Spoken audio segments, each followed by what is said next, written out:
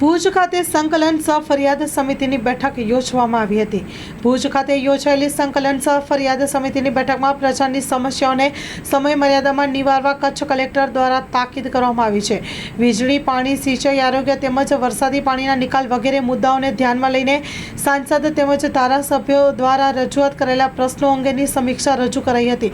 કચ્છ જિલ્લા કલેક્ટર અમિત અરોરાના અધ્યક્ષસ્થાને જિલ્લા સંકલન સહ ફરિયાદ સમિતિની બેઠક જિલ્લા કલેક્ટર કચેરીના સભાખંડ ખાતે યોજવામાં આવી હતી।